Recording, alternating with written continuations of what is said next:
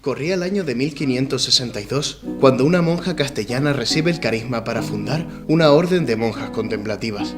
Pocos años después, y a causa de sus profundos deseos misioneros, nace de esta incipiente reforma una rama masculina. Esta humilde empresa se pone en marcha con poco más que un par de frailes en una aldea insignificante llamada Duruelo. Esa monja fue Santa Teresa de Jesús, y uno de sus frailes era nada menos que San Juan de la Cruz, llamado a convertirse desde ese momento en padre y modelo de los carmelitas descalzos. Esta orden, compuesta hoy por alrededor de 4.000 frailes, se extiende por todo el mundo, realizando el triple ideal teresiano de contemplación, fraternidad y misión. Yo creo que la dimensión contemplativa en los carmelitas descalzos es algo totalmente esencial. Y ya desde Santa Teresa, ella quiso como crear comunidades orantes de carmelitas descalzos. Comunidades, porque para ella era muy importante la fraternidad, era muy importante que hubiera comunión entre los hermanos, pero que la base de la fraternidad, la base de toda nuestra vida estuviese desde la oración. Y que la experiencia de Dios que nosotros sentimos en la oración la podamos llevar a la vida. Que todo quede como de alguna manera impregnado por la oración. Pero yo siento que sobre todo lo que marca la dimensión contemplativa en los carmelitas descalzos son nuestros orígenes. Y ya en la regla que nos regaló San Alberto, se nos dice que el carmelita descalzo tiene que meditar la ley del Señor día y noche. Y en nuestros orígenes, que nuestros orígenes están en el Monte Carmelo, en Haifa, en Israel, que en el siglo XII unos ermitaños empezaron a vivir en el Monte Carmelo al estilo del profeta Elías. Y vivían alrededor de la fuente de Elías.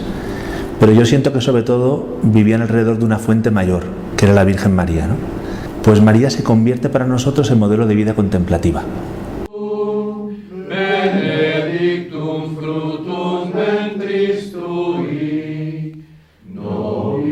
Santa Teresa le dio una vital importancia a las dos dimensiones, a la vida de oración y a la vida en comunidad.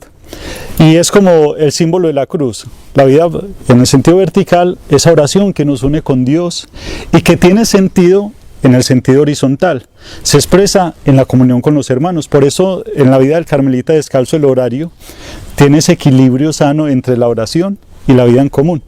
Siempre se trata de que todo horario tenga 2 horas de oración, respetadas de oración de intimidad con Dios, pero sobre todo 2 horas de recreación donde estamos los hermanos juntos, compartimos, vivimos esa fraternidad, esa expresión del reino de Dios que Jesús quiere instaurar de manera visible.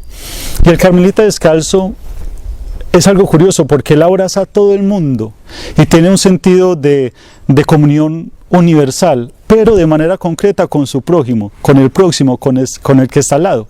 Y así la vida comunitaria se convierte en una riqueza porque el hermano me sostiene en los momentos difíciles. De manera personal lo he sentido y lo he vivido en esa experiencia que como carmelita, el hecho de que mi hermano me sostiene en los momentos de oscuridad, de tristeza, en los momentos donde flaquea mi fe o siento que estoy perdido. Pero a la vez también es un reto. ¿Por qué es un reto? Porque es difícil, no deja de ser la cruz, el hecho salvífico de un amor hasta el extremo. Ese amor concreto se concreta en mi hermano, en mi próximo, y a veces el próximo cuesta amar, es la verdad, cuesta amarlo. Pues este sitio, ¿no? El desierto de Las Palmas, de los carmelitas descalzos, me trae muchos recuerdos, ¿no? Porque es aquí donde recibí la llamada, la vocación, o mejor dicho, como me gusta decir a mí, Dios me mostró que se había enamorado de mí. Recuerdo que mi primera Pascua joven yo iba a cuarto de la ESO, 2016, y precisamente mis intenciones no eran nada mucho quererme encontrar con Dios, ¿no? Más bien, pues por el estilo de esa época, ¿no? Así a ver si pillaba rollo con alguna o algo así, ¿no? Pues en la Pascua del 2017, cuando yo iba primero de bachiller y estaba muy en serio con los estudios porque quería ser médico, y también era muy metalero, muy rockero, yo iba con mi moicana, etcétera, ¿no? Pues subí al desierto de Las Palmas y me encontré en la iglesia un frailecillo que estaba rezando de rodillas y yo me pregunté el por qué. La cuestión es que ese hecho me suscitó que hablara con un fraile, me confesara, ¿no? Le contara mis preocupaciones. Y a partir de ahí, no sé, Jesús vería que era su hora para llamarme. y fue con todas, fue con todas, o sea, como con todo el armamento. Y tuve dos experiencias muy importantes. Primera, una cuando nos ungieron con agua del río Jordán, yo me eché a llorar. O sea, nos impusieron las manos y yo me eché a llorar. ¿Qué pasa? Que después de esa experiencia, pues en las conversaciones con los amigos, pues surge lo del tema. ¿Qué tía te gusta más? Buah, medicina, tal. Y ya se me fue, todo eso que me movió el Espíritu Santo, me desapareció. Pero Jesús no se dio por vencido. Jesús estaba enamorado de mí e iba a por todas. Entonces, en la vigilia pascual hicieron un gesto muy bonito de una cuerdecita que simbolizaba un anillo. Y teníamos que decir un compromiso con Jesús en el interior. Entonces yo, misteriosamente, sin saber a lo que decía, a lo que decía que sí, sin saber el por qué, o sea, no tenía ni idea, no sabía ni lo que era un fraile ni lo que era una monja, en mi vida lo había visto. Y yo dije sí, Señor, quiero entregarte mi vida para siempre. Entonces, para el Carmelita Descalzo, la comunidad fraterna y la comunión fraterna no es un añadido ni es simplemente una consecuencia de vivir juntos, no, es un hecho vital y esencial en su espiritualidad, porque se es espiritual en la medida que se es fraternal. Y justamente en la plenitud de la vida espiritual, allá donde tendemos todos, los carmelitas, ese matrimonio con Dios, podríamos pensar, las séptimas moradas que plantea Santa Teresa, ya es unirme con Dios y todo es concordia. No, es todo lo contrario. Ese amor a Dios se concreta de manera universal y de manera un hecho concretísimo en el amor a mi hermano, porque justamente en las séptimas moradas Santa Teresa nos dice, obras quiere el Señor. Aunque me bautizaron, hice la comunión y la confirmación, pues reconozco que una vez cumplí los 16 años y empezó ya mi etapa adolescente, pues no me sentía muy identificado con la Iglesia Católica. Y aunque creía en Jesús de manera teórica, pues yo seguía un poco a mi aire. Y en todo ese proceso pues acabé estudiando diseño industrial, luego descubrí el flamenco como una gran diversión que me entusiasmó y me llenó de libertad y de alegría. Y en todo este proceso, en mitad de toda mi nueva vida, ¿no?, después de terminar la carrera y haber ya empezado a trabajar, que empecé a trabajar de monitor con síndromes Down y autistas, y aparentemente era muy feliz, hacía mi flamenco por las tardes con los gitanos y por las mañanas trabajaba, los fines de semana también trabajaba de monitor, y en toda esta marabunta también llegué a tener una novia con la que quise mucho.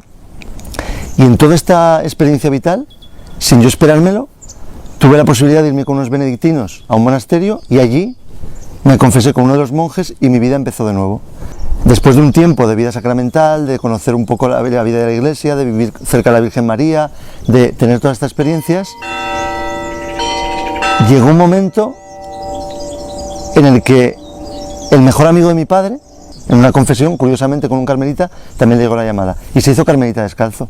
Entonces él desde pequeño, desde que yo era pequeño, toda mi infancia, él ha venido cada verano a casa a vernos. Y yo crecí toda mi infancia viéndole a él como referente, como una persona a la que yo admiraba. Entonces yo sin saberlo, Dios me estaba hablando a través de él de forma sigilosa, de forma indirecta, de forma que yo no me daba cuenta. Pero cuando ya, después de la conversión y después de vivir todo esto, me doy cuenta que él era carmelita descalzo y que él me transmitía como esa paz, esa plenitud de vida, esa sabiduría, como que yo lo veía como un referente que yo soñaba con ser como él, como estar en misiones, tener esa paz, tener esa sabiduría. Ya cuando ya tomo conciencia y ya soy más adulto y me acuerdo de él, digo, anda, pero si eres carmelita descalzo. Y entonces es cuando yo ya le pregunto a él un verano, oye, que es que quiero hacer unos ejercicios espirituales. Y aquí en este monasterio hice los ejercicios espirituales con este padre y me cambiaron la vida. Y en esos ejercicios tuve varias experiencias muy misteriosas, experiencias difíciles de narrar, pero que confirmaron con una clarividencia absoluta que yo tenía que ser carmelita. Pudiéramos decir que el Carmelo Descalzo nació misionero, nace del corazón de Teresa de Jesús, esa mujer que tuvo ese espíritu misionero desde el principio, pero que no pudo llevarlo a la práctica porque ella en el siglo XVI en el cual vivía solamente podía ser contemplativa, de clausura, y por eso funda a los frailes. Los frailes carmelitas descalzos somos los que podremos llevar adelante eso que ella no pudo realizar como tal, aunque ella lo realiza a través de sus escritos, a través de las monjas, de los monasterios que ella funda. Y desde el principio la orden tiene esa dimensión misionera. Primeramente, será una dimensión misionera muy sencilla, hace 450 años, un poquito más, que Juan de la Cruz y otros frailes comenzaron en un pequeño pueblo de Ávila, Duruelo, comenzaron esa dimensión misionera de ir a los pueblos vecinos a predicar la catequesis, que era lo que entonces se hacía. Teresa de Jesús, cuando en un momento dado pasa por allí, se queda muy contenta de ver que en los frailes por fin se va realizando eso que ella quería. Eso que ella quería porque había nacido de dos experiencias muy fuertes que ella tuvo. La primera fue la experiencia de la ruptura de la Iglesia a partir de la Reforma Protestante, de la Reforma Luterana, que a ella cuando se enteró le dolió muchísimo. Y luego después la otra experiencia cuando ella vivía en el monasterio de San José, cuando se encuentra con un fraile franciscano que ha venido de América y ella también siente en su corazón cómo se puede evangelizar, porque hay muchísimos que quieren y que necesitan ese anuncio del Evangelio, pero sin embargo no lo reciben. Ella se llena de pena y le dice, se acerca en una capilla preguntándole a Dios, y de pronto oye aquella voz: escucha, hija, y verás grandes cosas.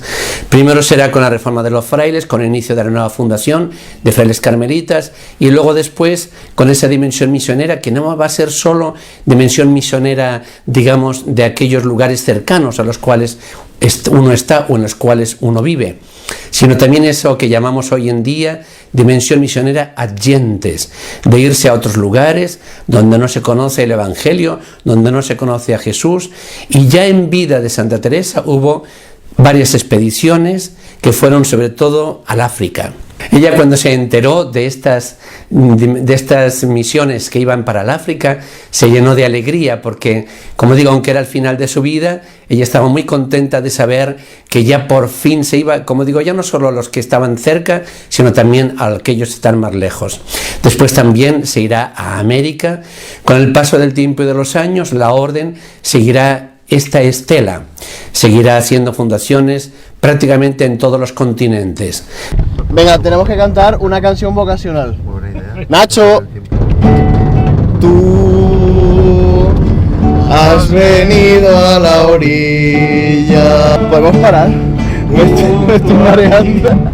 Buscaré otro mar. ¡Hala! No podemos olvidar que Santa Teresa de Lisieux, Santa Teresita del Niño Jesús, es la patrona de las misiones, junto con San Francisco Javier. Por tanto, el espíritu contemplativo que tiene la orden no se queda solamente, digamos, encerrado para sí, sino también se va volcando hacia afuera. Y una monjita que no salió en su vida de los muros del claustro, sin embargo, fue nombrada patrona de las misiones. Por tanto, eso significa que nuestra orden tiene un gran espíritu y unas grandes posibilidades misioneras.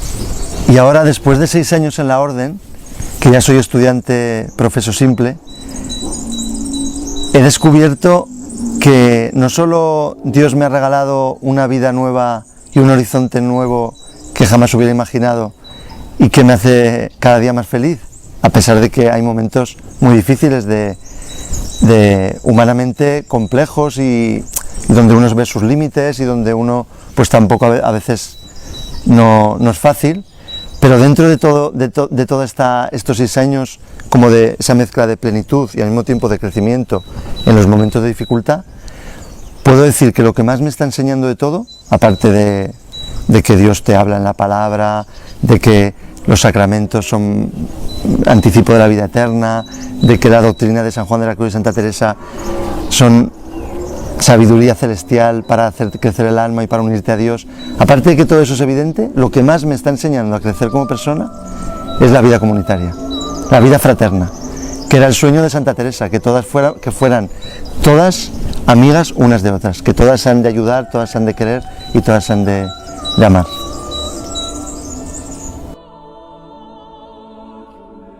Son muchos los santos que a lo largo de la historia han encarnado el ideal de Santa Teresa y San Juan de la Cruz. Y es así que hoy pueden ser repetidas aquellas palabras de Santa Teresa en el libro de las Fundaciones. ¿Qué de santos tenemos en el cielo que trajeron este hábito? Tomemos una santa presunción con el favor de Dios de ser nosotros como ellos. Poco durará la batalla, hermanas mías, y el fin es eterno. Dejemos estas cosas que en sí no son, sino es las que nos allegan a este fin que no tiene fin, pues ha de vivir para siempre jamás. Amén, amén.